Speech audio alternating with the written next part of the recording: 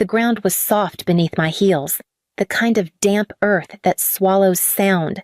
Ava's casket looked impossibly small as it sank into the red Carolina clay at Maplewood Cemetery. My daughter had fought a rare blood disorder for almost a year, and now I was left with silence heavier than any diagnosis. I gripped the hem of my black coat to steady my hands, but nothing stopped the tremor. Only Angela Brewer, my 72-year-old neighbor, stood beside me. She had brought casseroles during endless hospital nights, watched over Ava when I needed a shower, sat with us through fevers and transfusions. Today, she was the only one present, her weathered hand resting lightly on my arm. The rest of my family, my parents Charles and Lorraine, my sister Vanessa, were nowhere in sight. When the minister murmured words of comfort, my phone buzzed in my pocket. I pulled it out without thinking, desperate for some connection. The screen opened to Instagram. There was Vanessa, champagne flute in hand, diamond sparkling, a new photo posted minutes earlier.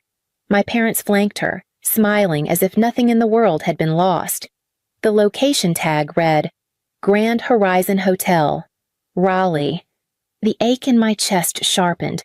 My family hadn't been delayed or overwhelmed by grief. They had chosen not to come. Another buzz. A text this time, from my mother. Stop being dramatic. This is urgent.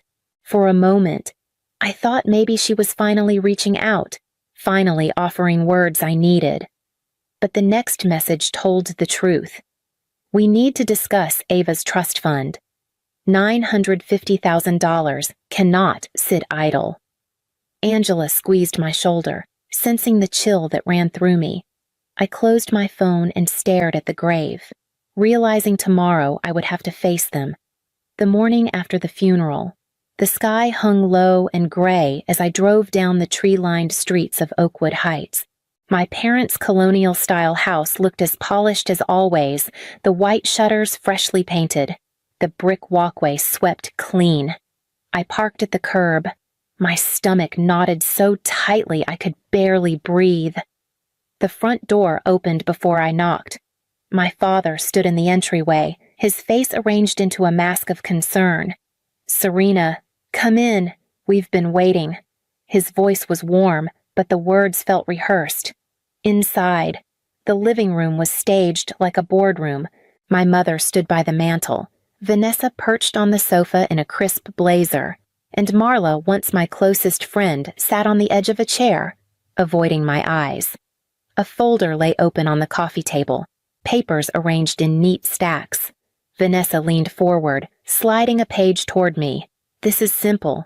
Ava's trust is significant, and you're in no condition to manage it responsibly. If you sign here, I'll act as trustee. I can ensure the money is used wisely for the family. My mother's voice chimed in, syrupy but sharp beneath. We're only thinking of you, dear. Grief clouds judgment. You shouldn't bear this burden alone.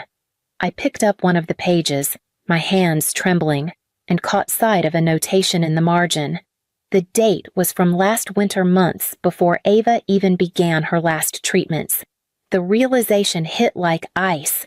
They had been preparing for this all along, waiting for the worst outcome. My throat burned, but I forced my voice steady.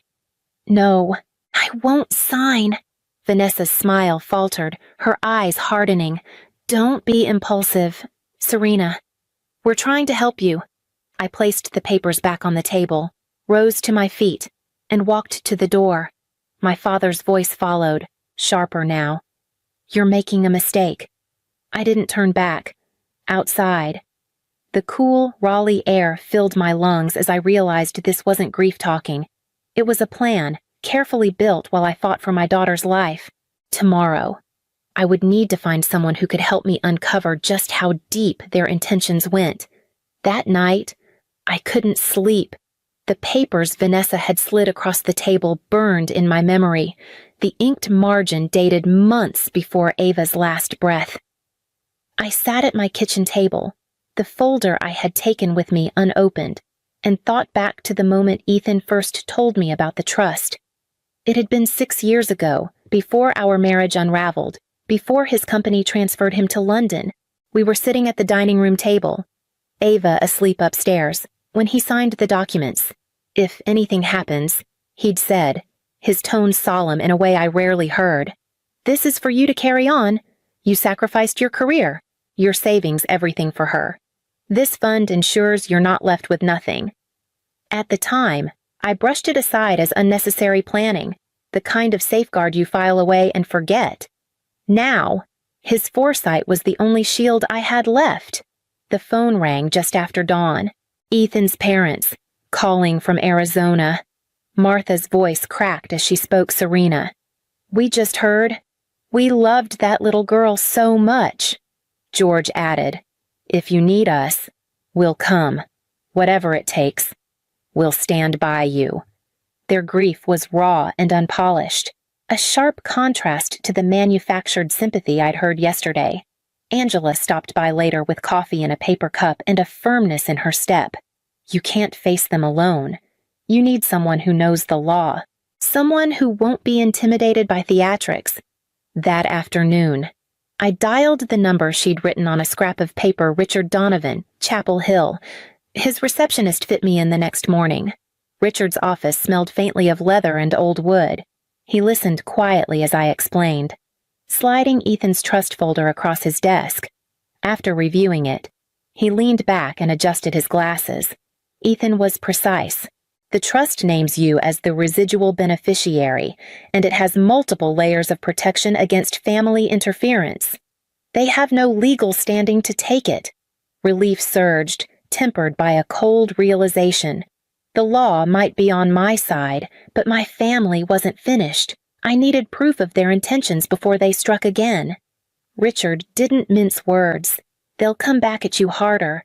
If they sense hesitation, they'll try to undermine your credibility.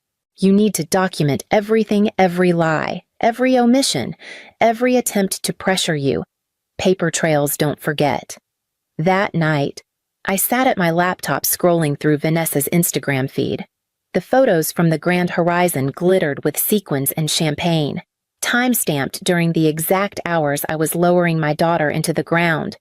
I printed them out, each image more nauseating than the last. Vanessa's polished smile, my parents' beaming faces, the caption, "Forever begins tonight." The stack of pages felt heavy in my hands, but it was proof they couldn't twist into memory or exaggeration. The next day, Angela appeared at my door with a box of notebooks. "I kept journals," she said simply, placing them on my table. Inside were page after page of her steady handwriting, the nights she brought soup when I couldn't cook, the afternoons she sat with Ava during transfusions, the dates and times she drove us home from Duke Hospital. My throat tightened as I flipped through her words. She had been building a record of love, without knowing it might one day serve as defense. By evening, I ordered 2 security cameras and installed them at the front and back of the house. If anyone tried to corner me again, I would not be caught without proof. It didn't take long. 3 days later, I agreed to meet Vanessa and my parents at a coffee shop in Raleigh, hoping a public space would blunt their cruelty. They arrived together, Vanessa leading the way, heels clicking against the tile floor like a metronome. My father wasted no time. "Serena, we need to finalize this. Sign the trustee papers and let's move forward." I kept my voice calm, though my hands curled into fists under the table. Ethan wrote protections into the trust. It cannot be amended without his consent, and he made me the residual beneficiary. You know this. Vanessa's smile hardened, her eyes glittering with frustration. "If you won't cooperate, we'll have no choice but to pursue guardianship. The court will see you're too emotional to manage this kind of money." I slid the printed trust clause across the table. "Then the court will also see Ethan's intent in black and white." Their faces fell silent, the weight of the paper between us louder than their voices. I gathered my folder, stood, and walked out, heart pounding but steady. For the first time, I felt something sharper than grief resolve. Tomorrow, I would be ready for their next move. The first whisper reached me through Facebook. Vanessa had posted a photo of herself in soft light, hand pressed against her heart, the caption reading, "Pray for family members struggling with mental health after loss. Sometimes love means stepping in when they can't see clearly."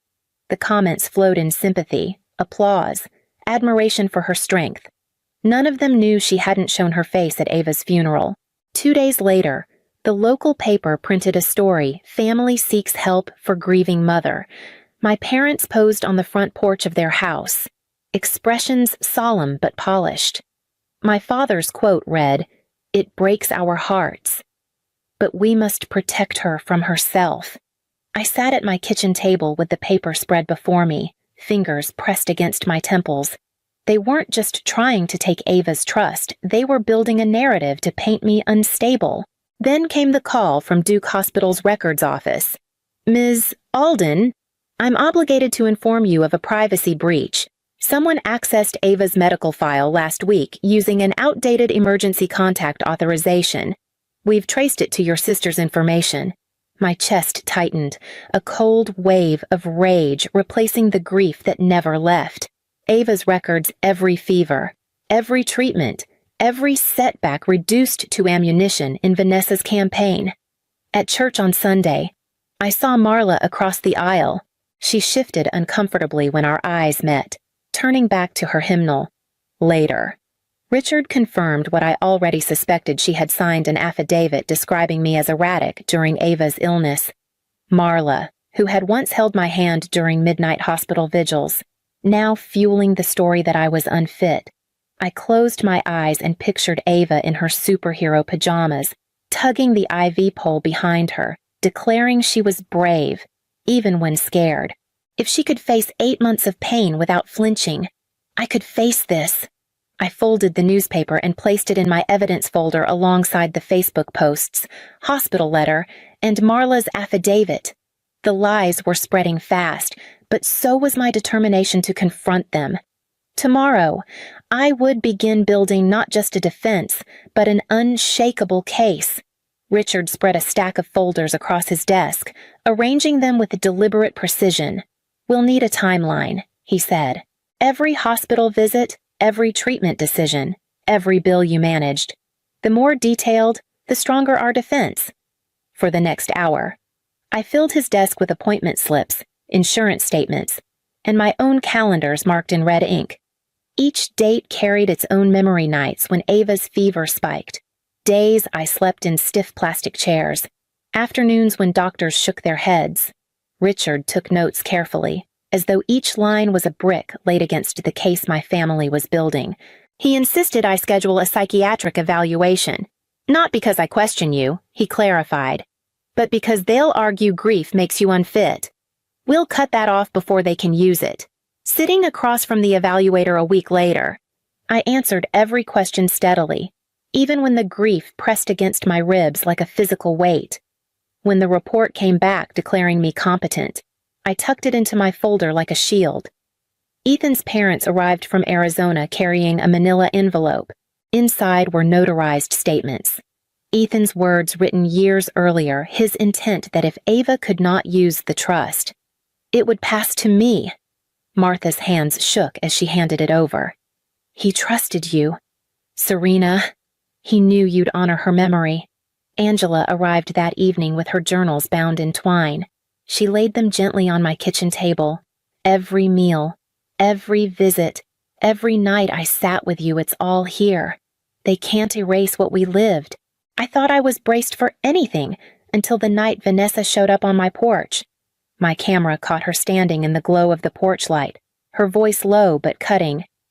"You've always been the burden. Sign, or we'll destroy you."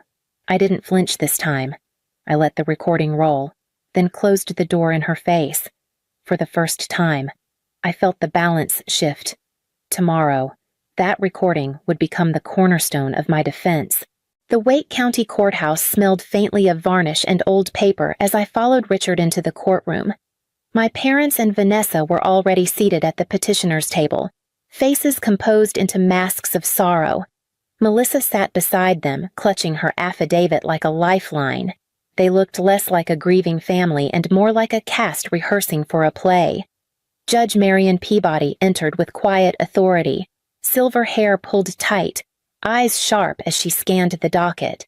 "These are serious allegations," she said. "I expect evidence, not theatrics." The petitioner's attorney began by painting me as unstable, a mother undone by grief. Melissa took the stand, voice trembling just enough to sound believable. Serena would call me in the middle of the night, hysterical. She was paranoid about doctors, convinced something worse was happening. I feared for her judgment.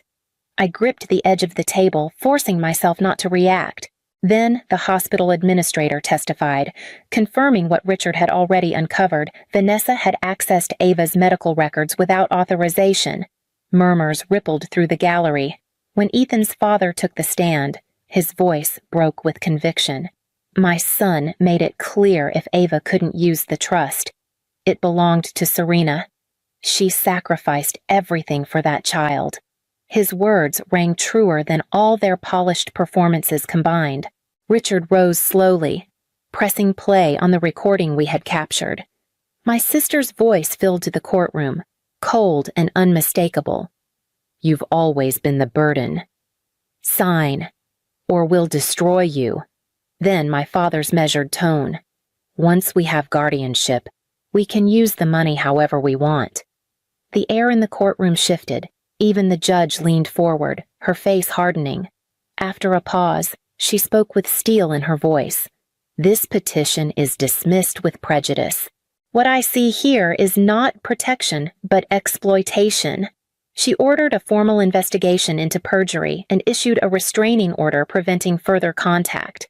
Relief washed over me, sharp and dizzying. As Richard gathered the files, I knew the gavel had brought justice today, but my fight to protect Ava's legacy was far from finished. 2 days after the hearing, the local paper ran a front-page story, "Mother Vindicated in Trust Battle." My picture was smaller than theirs, tucked under the headline. But the article told the truth, how the guardianship petition had been thrown out, and how the judge ordered an investigation into perjury. For once, I wasn't the fragile woman in their narrative. I was the mother who fought back and won. News traveled fast. Vanessa's fiancé issued a carefully worded statement to the press, but the damage was already done. Within a week, their engagement was over. She deleted the photos from the grand horizon. But the internet doesn't forget.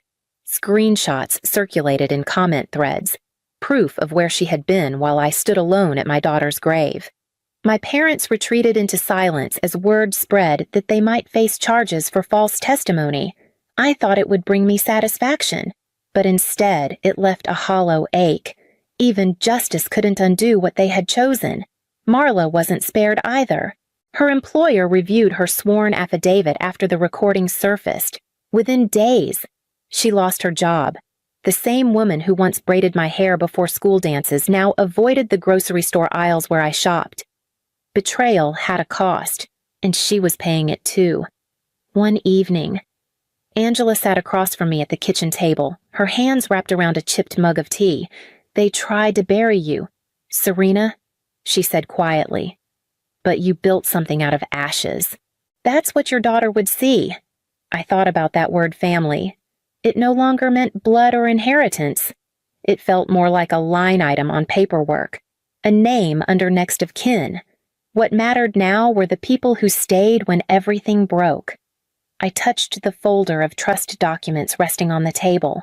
Protecting Ava's legacy was only the beginning. Tomorrow, I would decide what to do with it. In the weeks after the hearing, the trust money no longer felt like numbers on a page. It felt like a responsibility, a chance to turn Ava's short life into something lasting. With Richard's guidance, I established the Ava Alden Foundation.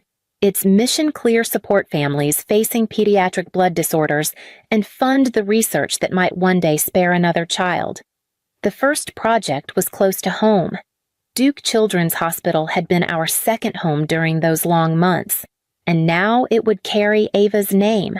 A plaque was mounted in the newly renovated wing, the Ava Alden Pediatric Hematology Unit. Standing in that hallway, I traced the letters with my fingers, remembering Ava in her superhero pajamas, tugging her IV pole with stubborn pride.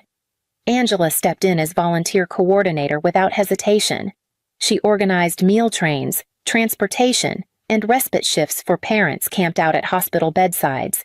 Richard took on every legal matter pro bono, drawing up bylaws and ensuring the foundation could not be undermined. Ethan's parents moved with purpose, spearheading a grandparent advocacy program that connected families like theirs to resources and community. For the first time in months, I began speaking in front of groups. At a support meeting one evening, I stood in a circle of parents and told them about Ava, her bravery, her laughter even when her body trembled, her dreams of becoming a doctor. My voice didn't shake, and my hands no longer trembled. Instead, I felt anchored, as if Ava's strength had settled in me. The foundation was still new, fragile in its infancy, but already it was touching lives.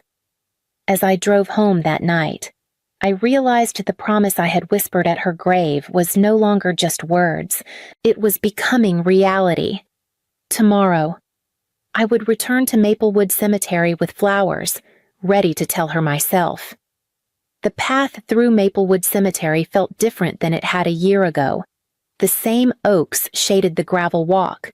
The same headstones leaned in uneven rows, but my steps carried a steadiness I hadn't known then.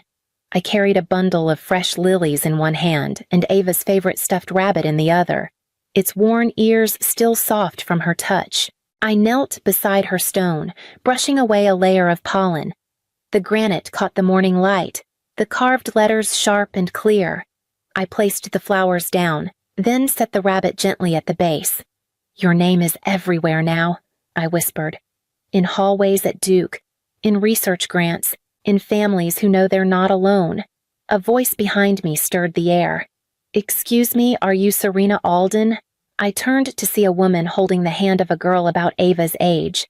The mother's eyes glistened. "I'm Sarah Mitchell. This is Emma. Last year, she was diagnosed with the same blood disorder as your daughter. The specialist funded through your foundation found a treatment that worked. She's alive because of you, because of Ava." Emma stepped forward, shy but determined. "Thank you for helping me get better." The world blurred for a moment as I looked into her bright eyes. I crouched to meet her gaze. "You're welcome, Emma. You're exactly why we do this." As they walked away, I touched the stone again, a warmth spreading through me. Ava's legacy wasn't trapped in granite or court documents. It lived in children like Emma, in families who could now hope. Family, I realized, isn't always blood. It is choice, loyalty, and love, the kind that stays when the rest disappears, when betrayal forges your backbone. Which doors do you lock forever, and which do you dare to open next?